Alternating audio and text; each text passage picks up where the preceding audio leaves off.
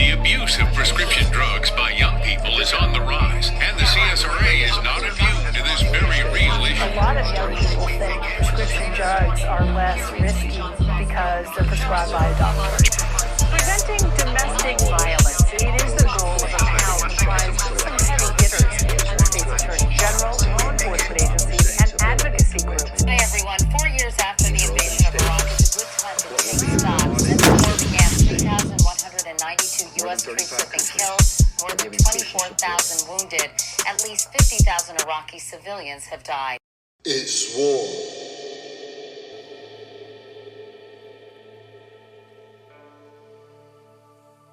What's going on, family? Welcome home. This is the W.A.R podcast. We're all recovering. Listen, tonight is different, very different. This isn't motivation. This isn't another feel-good quote reel. Tonight is about real healing, tested, lived, and earned the hard way. Some of you watching are fighting battles nobody sees. Some of you wake up heavy. Some of you carry trauma in your chest like I do, in your body, in your silence. So imagine this. A man who walked away from everything familiar, went deep into the forest, lived in intense meditation and discipline for years, and returned with the level of peace most people never ever experience. That's who's sitting with us tonight. If you've ever prayed for peace that lasts, if you've ever needed something deeper than a temporary escape, if you're tired of surviving and ready to start living, this episode's for you. I'm your host, Stryker, and this is the Guru who found peace in the fire with Guru Yogi Shivan. Let's get into it. Family, tonight's guest is a spiritual teacher, a healer, a counselor, and I'm super psyched. He's the founder of Indimasi Healing Village in Kerala, India, a place where people from around the world come to recover from illness, trauma, stress, and emotional pain.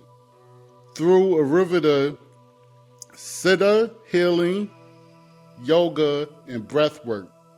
Guru Yogi Shivan, welcome to W.A.R. It's an honor to have you with us. Thank you. So let's start from the beginning. For the people meeting you from the first time, in your own words, who are you and what is your mission when someone comes to you for healing? I am Yogi Shivan. People call me Guru Yogi Shivan. Guru in Sanskrit, popularly used in India, now some parts of the world, a guide. The meaning is guiding or a guide who is supporting people to move on in unknown terrains. That is the meaning. Yes, here India is the land of spirituality. Spirituality, in our sense, the knowledge of the unseen. We have a material world made of matter, but from where the matter is evolved, something which is called energy, which we don't know. But we know that it's there, but we don't know much about it. So exploration of that domain of our existence is called spiritualism, or the search for the soul. Here, when I was a child also, I was very curious about the things which are kept, away from us or hidden from us. Like I am from the extreme southern part of India, where these three oceans are meeting: Bengal Ocean, Indian Ocean, and Arabian Sea. So there is a projection towards the sea. There is called the section called Kerala, the land of rivers, then backwaters and ocean. So I am from a coastal area. I used to dive deep into the lake and listen the sound of that silence. I wanted to know what is there. And I used to climb the tallest tree, and I want to see from the height what's happening down. As a child also, I was very curious, and I used to ask myself, why am I born? And I saw many people dying around us. Like, why do they die? What will happen after they die? I saw my grandma who was taking care of me. She was everything for me. One day, somebody came to my school. I was in a primary school. Said that, come, immediately go home. Then I went there, people were there, and my grandma was lying there. After some time, after some rituals, they took the body and kept on the fire. I was asking myself, why they are burning my grandma? So like that, many questions were there. I was very curious. Then when I reached to my age where I could take my own decisions, there I felt I should search for the reality behind my life. In between, of course, I had gone through many extreme situations. When I was working in the Middle East, I could see people who were capable of buying everything, either by money part or muscle part, miserably failing in front of the reality which we call either disease or death. I witnessed it. So there I came to know, even when I was trying there to make some money, to attain the money part, I was quite sure that the people who were born and brought up in the extreme richness, the wealth, and they are also failing and becoming helpless in front of the reality which is called death. And as a young guy, I was a karate master, black belt holder, and I was a boxer, bodybuilding, everything I did to explore exactly what the body is. And I was so attached with my body, my figure, my health. But when I witnessed these things, the helplessness of the mortal being, we are all mortal. One day, nature will say, whatever may be your designations, come on, give up, and your time is over. We will not get even 1 second to face that. That is the reality. Being a fighter right from the beginning, I was not ready to be defeated even by death.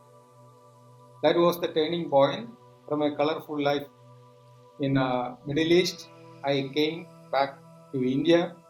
Then I surrendered myself for searching for this eternal truth.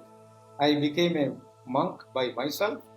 I traveled all over India for 9 months in search of a guru, a guide to support me, to help me for exploring the inner dimensions of life. Finally, I found a master called Dharmananda, and he initiated me in Siddha Yoga or Kundalini Yoga order. Then, after the initiation, I went to a forest because it is clearly stated, if you want to arrest the functions of mind, that you have to go through certain disciplines. So I went to my seclusion, lived there around 4.5 years, practiced sincerely.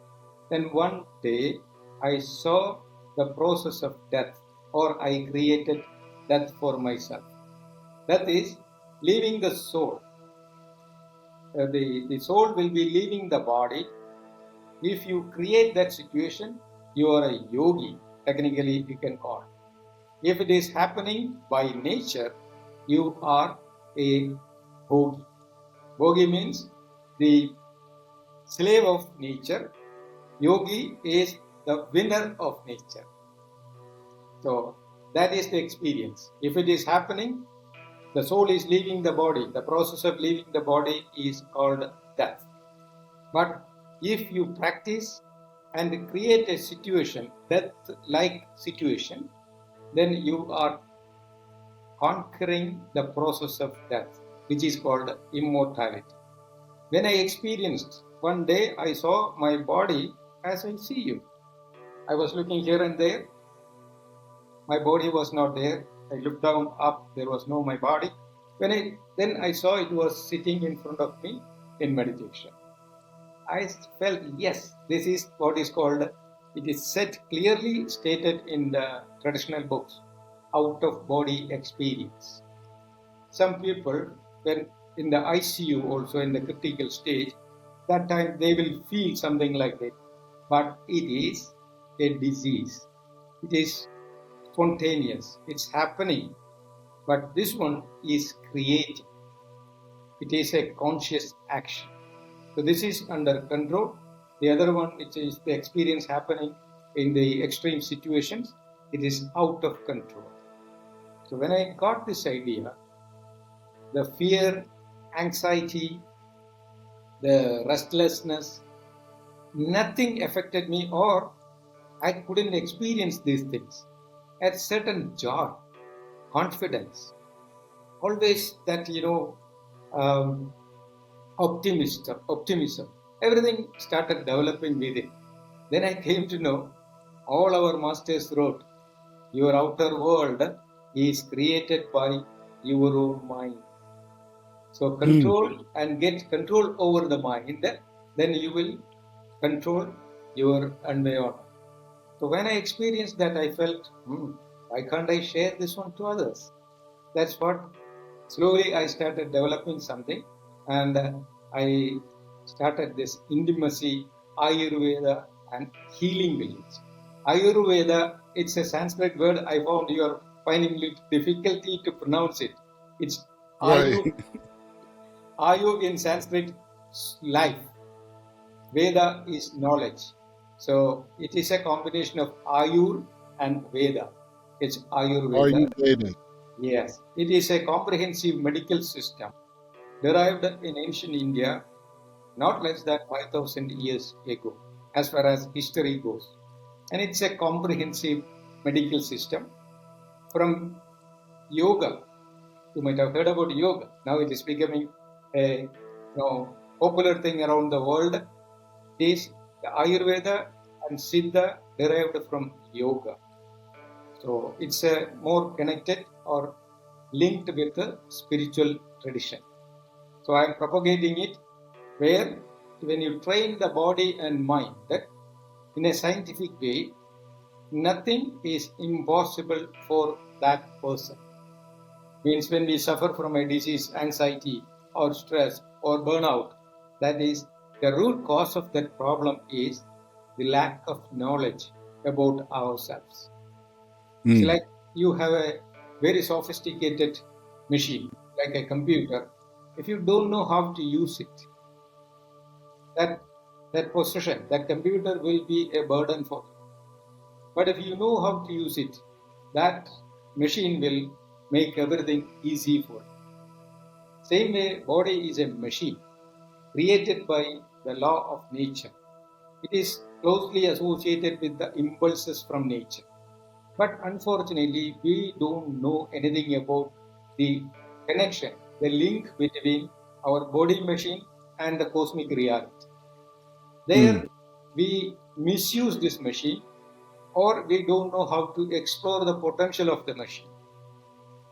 There, we are falling into a certain stress, which is the root cause of almost all miseries in life.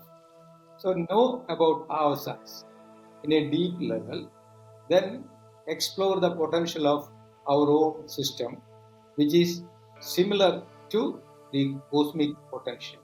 That's why even modern science also declaring there is no difference between the micro and the macro. In ancient India, it is clearly stated, Anoraniyan Mahado Mahiyan. Anu is the minutest, Mahat is the biggest. So there is no difference between a person and the universe. Once we understand the real potential, something which is beyond the dimension of matter, we will come to know matter is the manifested form of our own mind. When we go beyond the mind, we will come to know there is a unity which is beyond explanation, but that is the omnipotent energy from which everything is evolved. There, quantum physics is coming. E, energy, is equal to M. Earlier we learned E is equal to mc square by the Einstein's equation of energy. But now ultra-modern science is modifying it. E is equal to M. There are no two, only one. They call it a duality. How many thousands of years ago, the popular word in India, Advaita. There are no two, only one. This is what everybody should, observe or explore from within the self. And to that person, no problem can stop him. That is what is called the ultimate victory or immortality or mindfulness or ecstasy. We can label, but different ways, but the feeling is contentment. That's beautiful. I almost, like, I have so many questions, but I'm not gonna, take up all the time with my questions. But the piece in your voice alone says a lot. So thank you for that. Welcome. I want to start where most interviews never go. Before the Guru, before the Healing Village, before the wisdom, who were you as a young Shivan growing up in Kerala? What challenges or pain shaped you in your early life? I'm from an upper middle class family. My father was an Ayurveda physician, traditional doctor, and my mother was a businesswoman. So I was born and brought up in, some kind of wealthy family. And I didn't get chances to go through extreme situations of the poverty or whatever it is. So, and I was very much respected in the society because of the label of my father. But as I told you, I was very hyper. So I wanted to know everything. I wanted to earn everything like that. So because of my extra activity or extra energy, hyperactivity, my father put me into a traditional martial arts school, which is called Kalari. Kalari is the mother of all other martial arts, like Kung Fu from China, Karate from Japan, and different art and martial arts forms actually derived from this traditional martial art, which is a combination of physical disciplines, mental disciplines, and a spiritual exploration. So when I was into that, I could use my energy in a very systematic way, and I was a good student. I became an expert in that art, where we have to learn this, marma techniques. Marma means there are vital points in the body through which we can heal a person or kill a person. So like it was very popular during the time of the kings, ancient time. The war was face to face, like sword and shield, spears, they were using that. So that time, the face to face fight was very necessary. Not only that, human beings also living in the forest as same as the animals. So they were always into fights. So that's a fighting technology. When you are confronting a person who is armed, but you are not armed, you are unarmed, then how you can manage? How to use your limbs using the other guy's vital points. That is what is called marma, from which acupressure and acupuncture technology evolved in China. So I was into that also. Then as I grew up and I reached my college, I wanted to learn this karate, because that was the time of Bruce Lee. So the film came, Enter the Dragon of Bruce Lee. I was fascinated to do that. So I became a part of that tradition. Later, I did boxing. I was the state boxing champion in the year of 85. I was a good dancer also, Indian classical dance. Like ladies will do many things like I wanted to just use the body. Then after my graduation, I did my graduation in geology. Then I went to Middle East. For usually southern part of India, people, young guys used to go to Middle East for a better life because of just a 3 to 4 hours flight we are there. So like there, I was practicing these things as a healer. People used to call me the guy with magic fingers for the neck pain, back pain, headaches. I used to play with certain points, and they feel, oh, it's miracle, it's gone. So I was very popular over there. Then made good money there. I found this, as I started this talk, I confronted many extreme situations where money power and muscle power, were failing, and that gave me it was an eye opener for me. That's why I came back to India. I became a monk again. I started my journey of finding the inner potential and using that potential for healing.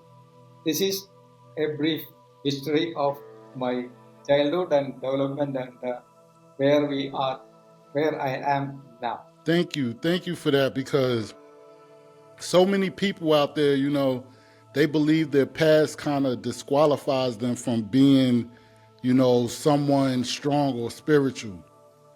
So that says a lot. Your whole journey is inspirational. Thank you for that. Let me ask you this. Was there a moment when you felt like life was pushing you to search for something deeper?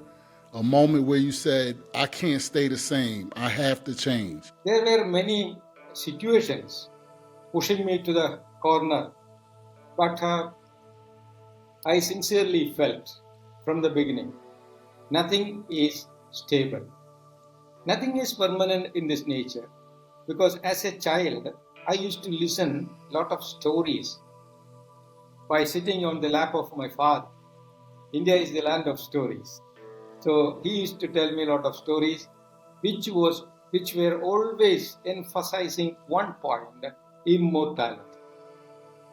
Even though it was narrated through a fantastic poetic language, but the essence was pure science, something which is always appreciating the moment, the stability or the reality, and sidelining the manifested world, the material world. In India, it is called Jagat. Jagat means material world. Whatever it is made of matter is not permanent. It keeps on mutating, changing. So from that feeling, always I was keen to know what is the reality, what is beyond the changes. So when I reached to this point also, whenever I was pushed to a corner, of course, when I went to Middle East also, first 6 months I was struggling like anything. I thought, I wasted my life and I came over here. But once we have that hope and thinking that nothing is permanent, there will be immediately a way out.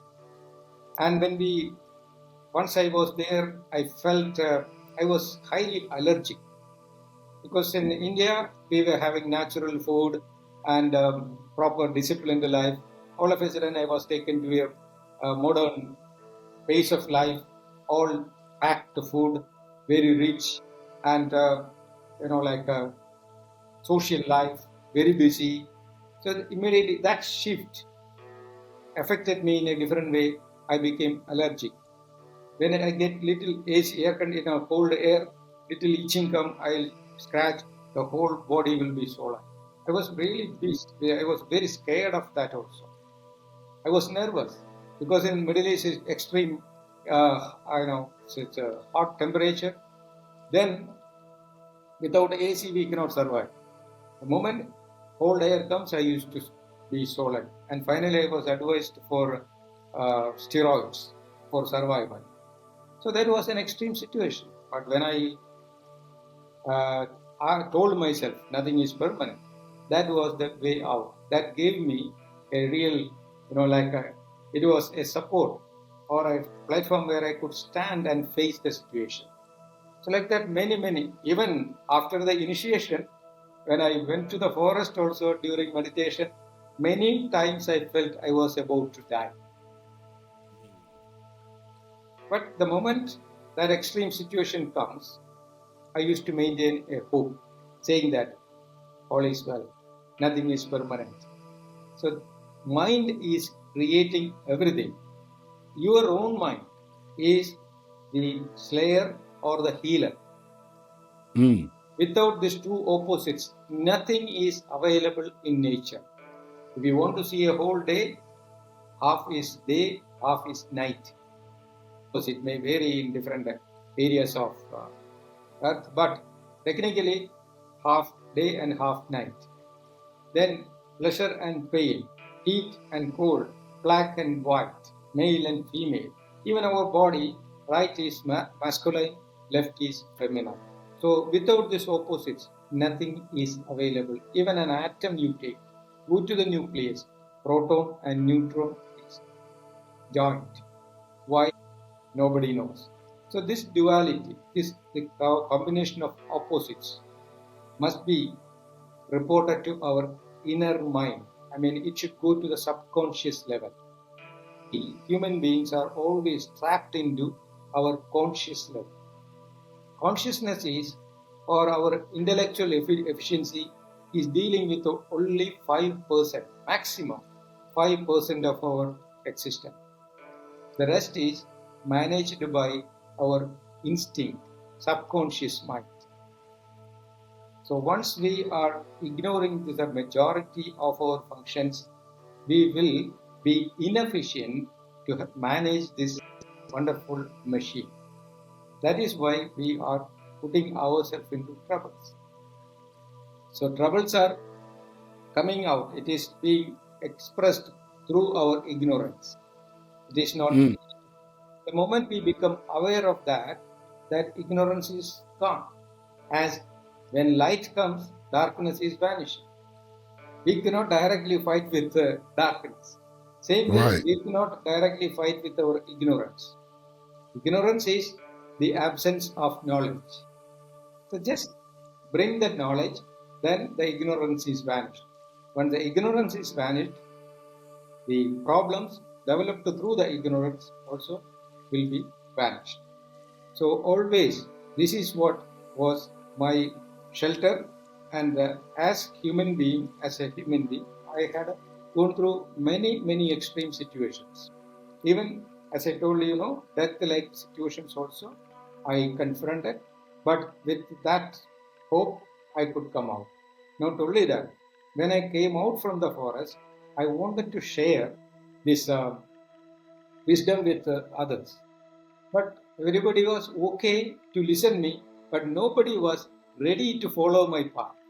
Because they thought if they follow my path, they will also become a failure in the material world. Because I renounced everything. The colorful life was left in the Middle East. And when I came here, I was not into the family inherited wealth or everything. So I left everything. So for an ordinary person, I was a failure in material world. There I again changed the technique. I changed my uniform as a monk, and I had a beard because it was the outlook of a sage. I removed everything and I wore my normal dress. I did some ground exercise as I was doing the boxing and karate. I developed my muscles. Then I got married, started a business, and I became known among the society, telling people that you are going to lose nothing. When you start looking inside, you will lose nothing, but you will find yourself. You will get yourself. This is what I am doing now. Like right from an ordinary village, I was born as an ordinary child, brought up the village style, then taken to the modern world, and I'm coming back to this material life. But this is what is applied for everybody. Anybody can change and explore the inner potential at any time. What we have to do is we have to be responsible with ourselves. We should avoid the blind dependence of external world. If I have a headache, I should not feel that, oh, I should see a doctor to get a medicine.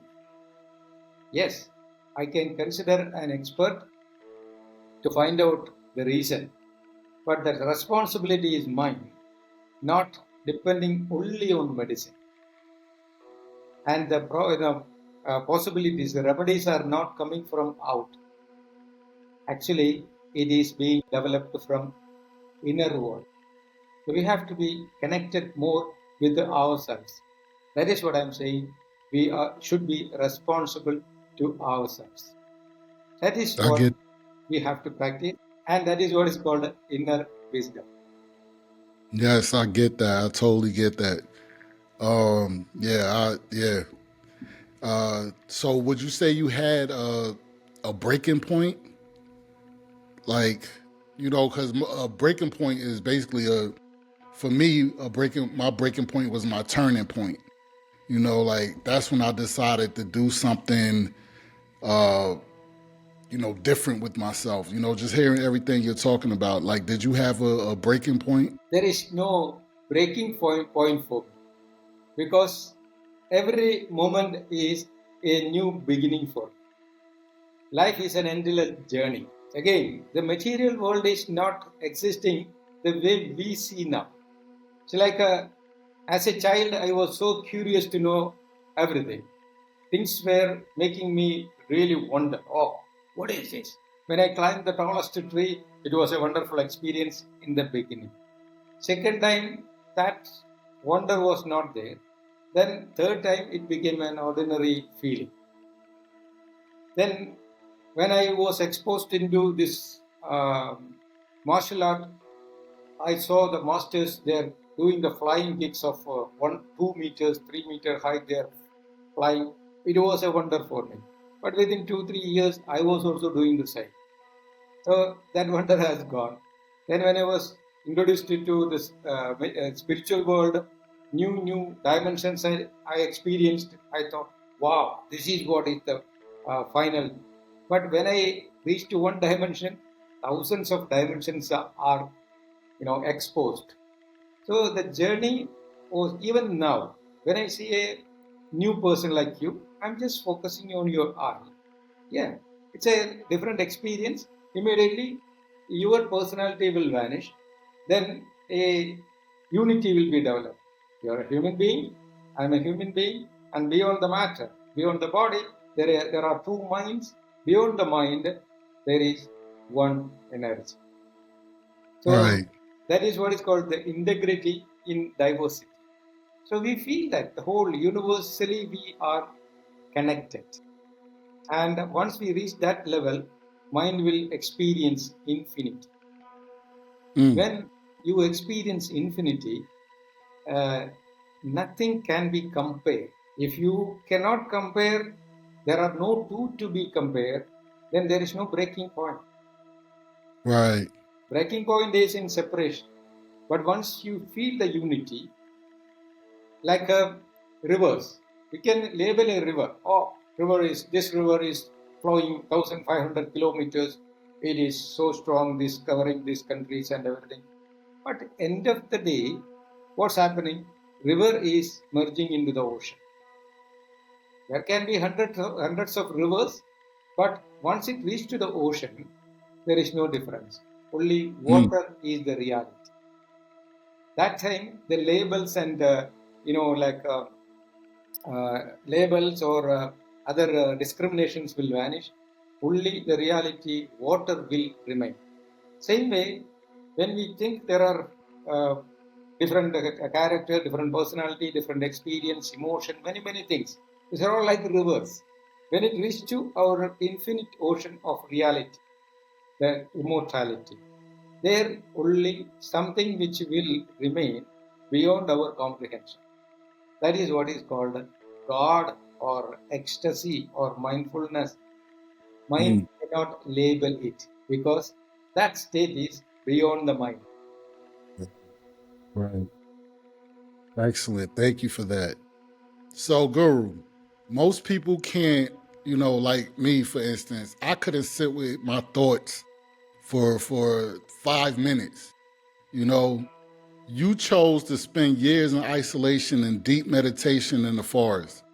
For someone who will never experience that level of silence, can you describe what those years were like? What did the silence teach you about yourself and the mind? See, when I was in need of this knowledge, there was no guru to teach the way I am doing. So that is why I followed the traditional path. I didn't want to be compromised in the quality and efficacy of that technique. That's why I went to my seclusion to find the truth. But the moment I found the truth, as materially, as a person who are educated in modern way, I immediately found many parallels from modern science and ancient wisdom.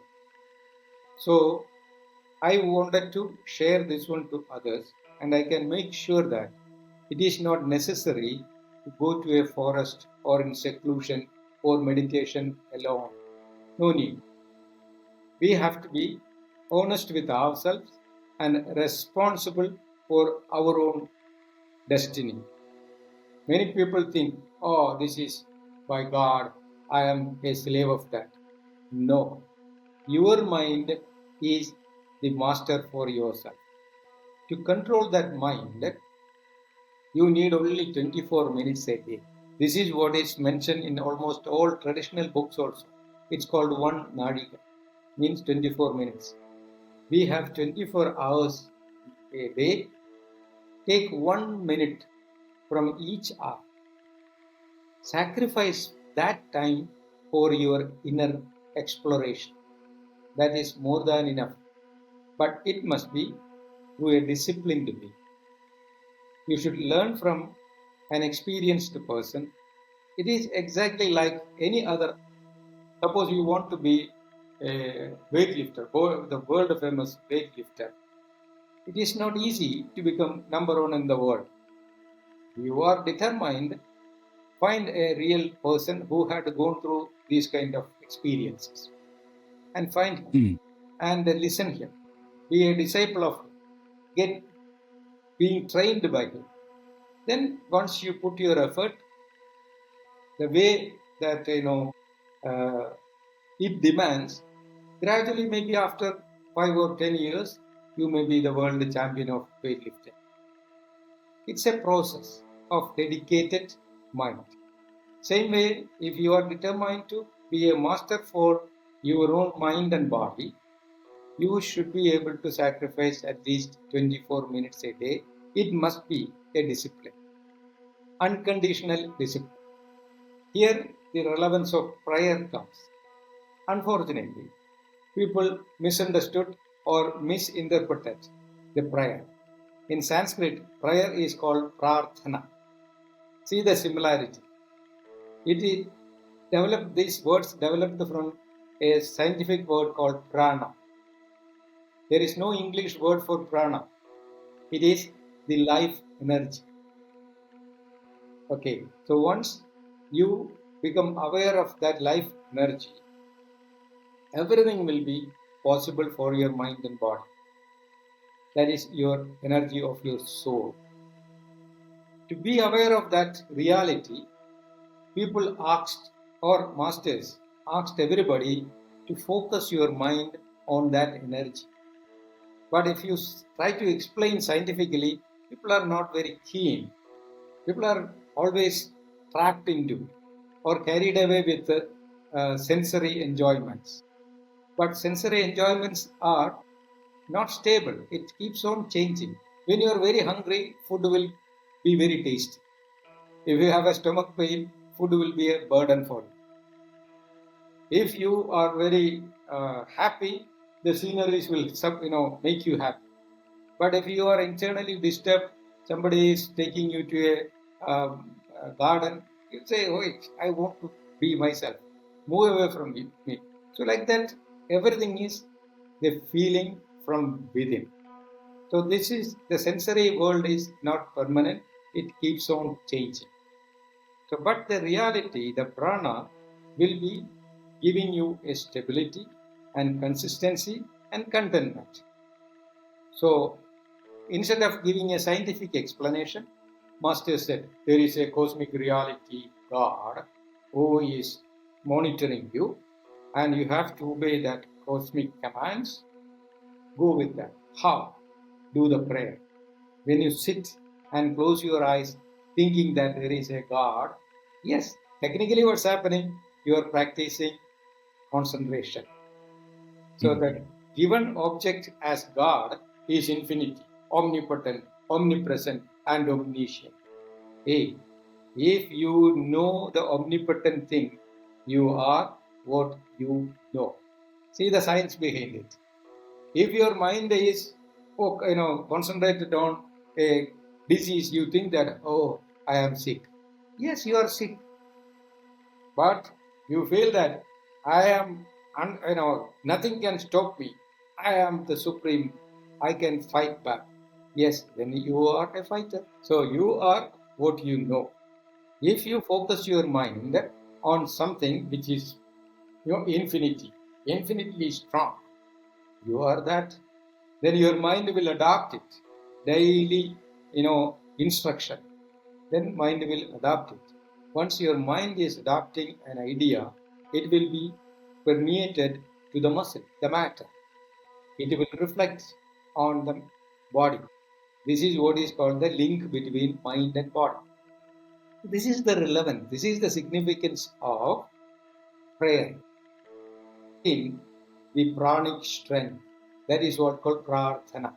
From prarthana, it is taken to English, prayer. So, God is something given to you just as a tool to be focused. The reality of God is your own reality, which is infinite. Because matter is made up of energy. Matter is nothing but the manifested form of energy. So, manifested form is finite, energy is infinite. So, know the limitations and go beyond it. That is the purpose of prayer. Here, prayer is religious or based on beliefs, but meditation is pure scientific application. Both are same. Right. Everybody needs to see this video. Everybody.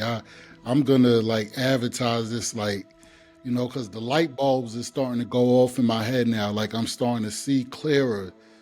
Just by this little bit of time with you, I'm able to understand exactly what's happening and what's going on and where I need to be. So I'm gonna put this out to the forefront heavy. And so thank you again for being here. Looking back now, was that time away from the world, something that broke you down first, before it built you up? Sorry? Was that time away from the world, looking back, was that something that broke you down first before it built you back up? Exactly. Before we get into the external conclusion, look back. This is what is the technical application of even yoga. There is a name called Ashta Anga Yoga. The real yoga has 8 limbs, 8 sections.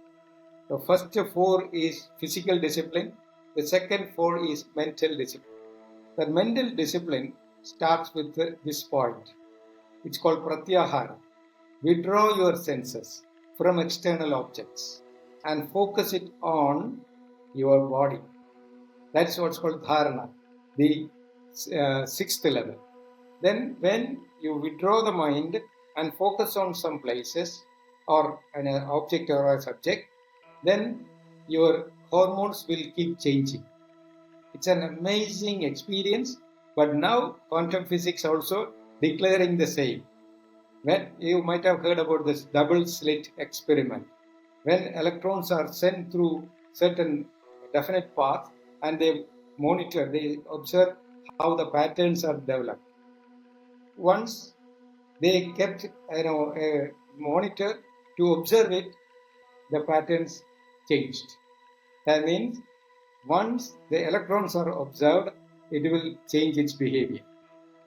See, but it's high level physics. It's not easy to understand.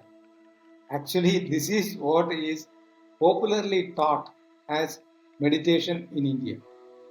When you focus your mind, it will gain more strength. Whatever is focused, it will attain strength, like what is laser beams. The light waves are condensed and forced to pass through a certain channel, and it can pierce any obstacle. So light waves are gaining the strength by focusing. So our mind is spread to the whole universe. When you try to bring it back, can you imagine the strength of your mind once it is focused? No way. It is a universal strength, universal power. Once that universal power is focused on a particular cell in your system, the structure of the cell will change. If I have a cancer, my mind is focused and my attention is reaching there beyond certain limit. As the concentration increases, the cells should be changing its structure. If I can change the structure of a cancer cell, then how a cancer can survive in my body? Right. It's very, very practical and practical science or practical experience which can be explained logically. So instead of looking out, learn to look in. Again, around 1500 years ago, one master declared one point, Brahma Satyam Jagat Mithya. Means the eternal reality is beyond explanation. Whatever you experience as this material world is mithya. Mithya means an illusion. It is not real. Now what our quantum physics is reaching, there is no material world existing the way you perceive. As your perception changes, the external world will keep changing. So see this the similarity of the conclusion. So these are all ancient science and modern science, fine. But how beneficial for an individual like you and me? The conclusions of the science must be understood properly and bring it into practice. If you are hungry, I give you a lecture of wonderful food. What is the use? I should give you a little food and you should consume it. Then only your hunger will be attended. Same way, science is information and mind is hungry for information or the wisdom. So we have to apply it. That is why I insist everybody spend at least 24 minutes unconditionally to ourselves. That is the real method of meditation. No need to go to the forest or to the caves of Himalayas. Just find 24 minutes at your home. Do it, make a habit of doing that as prayer. When God things comes, okay, fine, people will follow it. So if you are not comfortable with the science, okay, be comfortable with God. Whatever it is, whatever the way you select, end result must be beneficial for everybody. This is what we have to practice for ourselves. Once we experience the infinity within, when we become ecstatic, I can share what I already have. If I am stressed, I will permeate stress. If I am happy, I will permeate happiness. So we have to decide as an individual what we should develop for ourselves and what we should spread for the world. Wow. Whoa. Okay. I have to know this. I have to know when you went away, why did you decide to come back? Like, I would have said, okay, I found peace. I'm staying here forever. I'm never leaving. But instead, you came back, you built a healing village, you chose to serve people instead of running away from the world. Why? What called you back? I have to know. The moment I obliterated my limited identity, I felt I am everywhere. So, if you are in pain, it reflects on me. So, because there is no difference between, fundamentally we are one. If you are in pain, I will sense the pain. Then I feel that, why are you in pain? There is the other side of the pain is pleasure. Come on, let us share that. I always find pleasure within me. So I wanted to share with my fellow beings because they are all one with me. So the moment I experienced infinity, how can I come back? I didn't go anywhere. Infinity doesn't have limited points. It's everywhere. For me, I have not gone anywhere, or I am not coming back.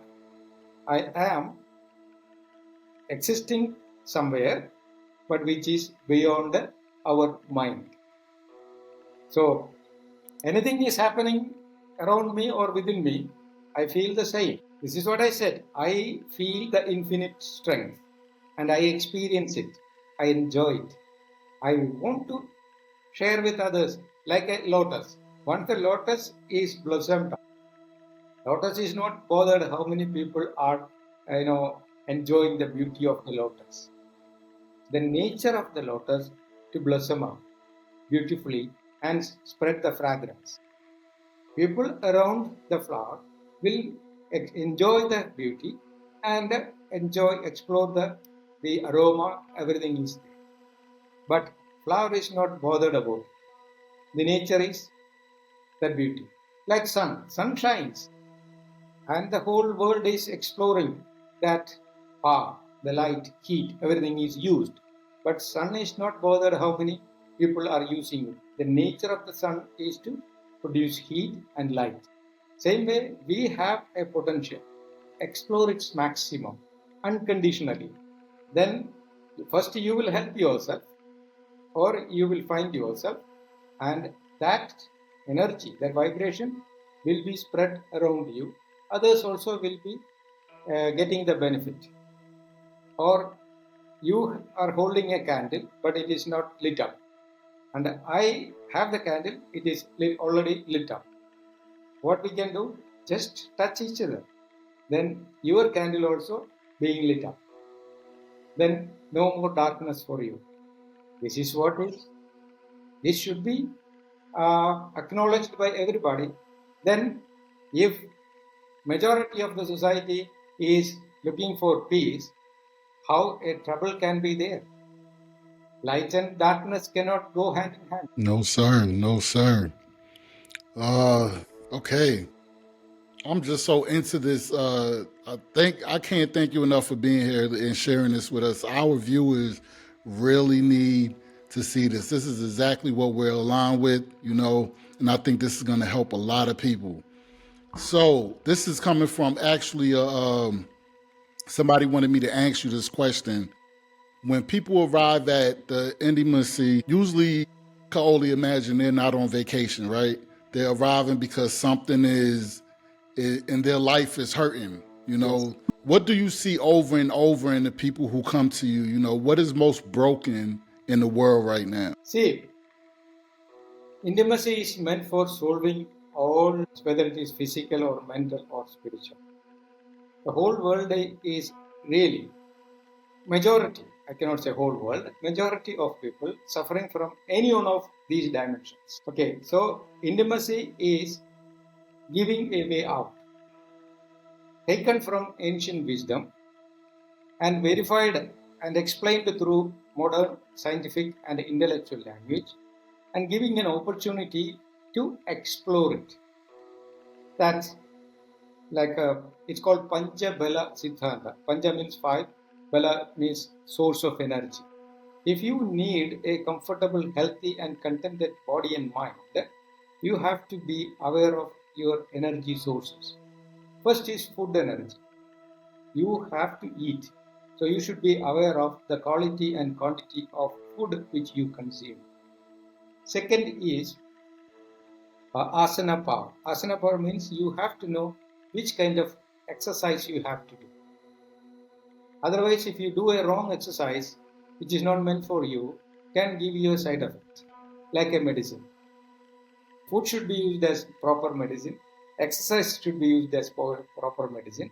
Then the third one is more powerful, breath power. You should know how deep and harmonious your breath is, how aware you are about your breath. That is called breath power, prana shakti. The fourth one is mind power. Your mind must be focused, otherwise it will be diverged into different angles and it has no power. Mind should be focused. These are called Chaturbala, 4 energies. Food power, exercise power, breath power and mind power.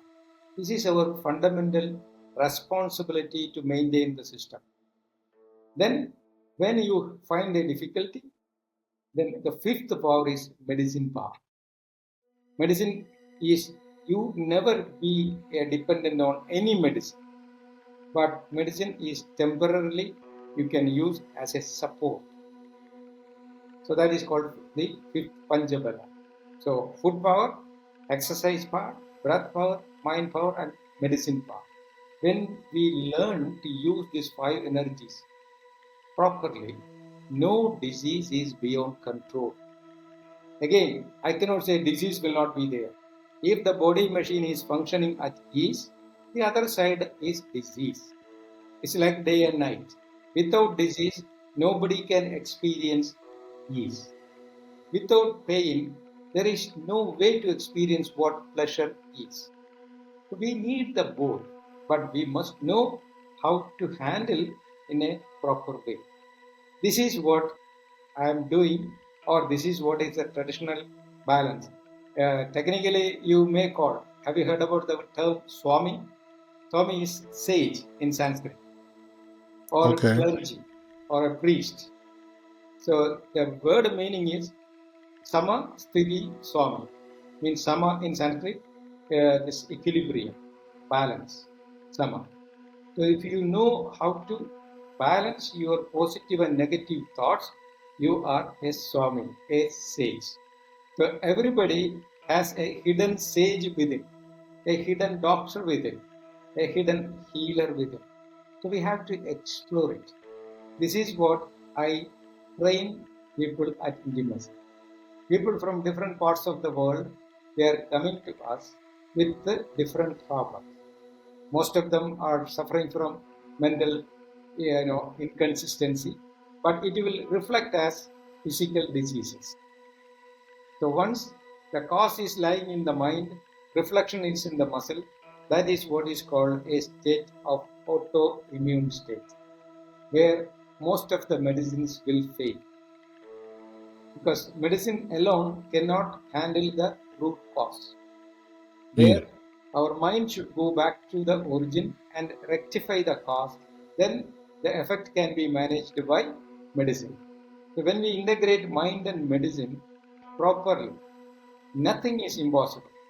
This is what we are trying to make available for everybody from different parts of the world. Okay, that's powerful because you're not giving people, theory. You're giving them tools, So this is powerful. I love it. So, Guru, a lot of my audience are veterans, survivors, people living with PTSD and invisible wounds. From your experience as a spiritual mentor and counselor, what do you wish every traumatized person understood about their pain? Learn to focus on the pain. Be scientific and logical. When the pain is properly monitored, the structure of the pain should change as far as quantum physics and ancient science are concerned. Please mark these words. Suppose I am in pain. Yes, pain is a reality. But focus my mind on the pain. As my mind gets more focused, as it gains more strength, the structure of the pain should change. That is what science says. So when the structure of the pain changes, what should be the other side? pleasure, learn to convert pain into pleasure. That's your own responsibility. That should be the prime lesson for us. Never be a victim of pain.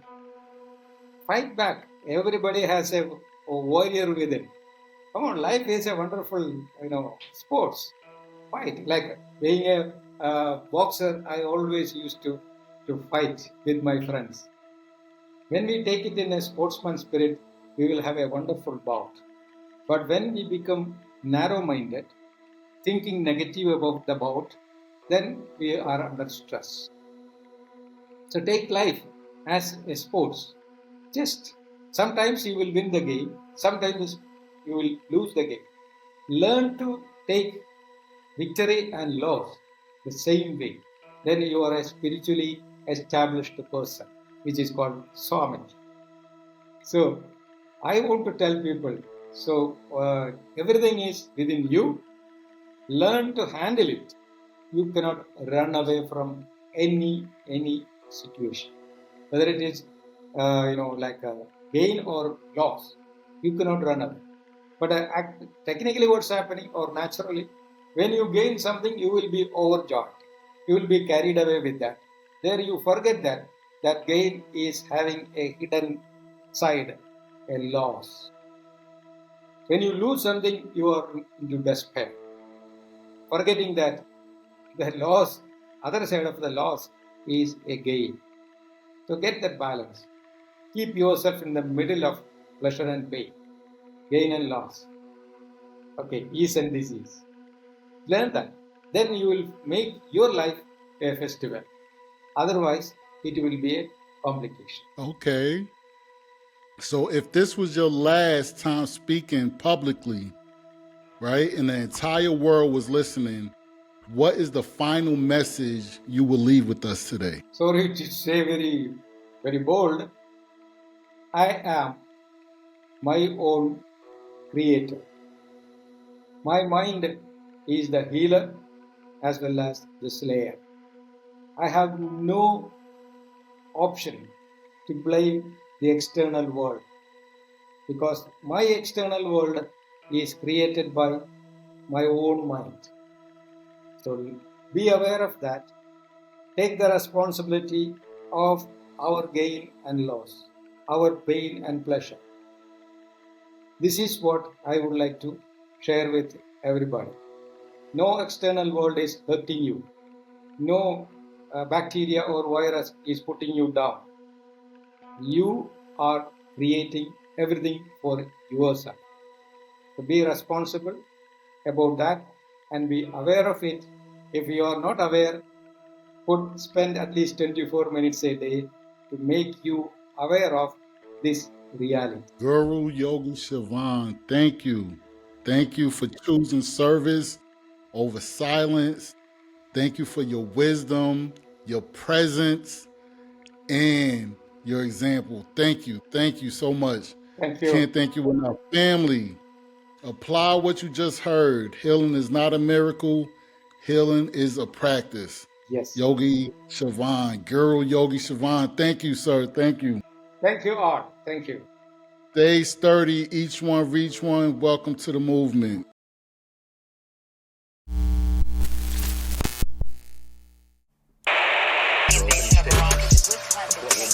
Since the war began, 3,192 U.S. troops have been killed, more than 24,000 wounded, at least 50,000 Iraqi civilians have died. It's war.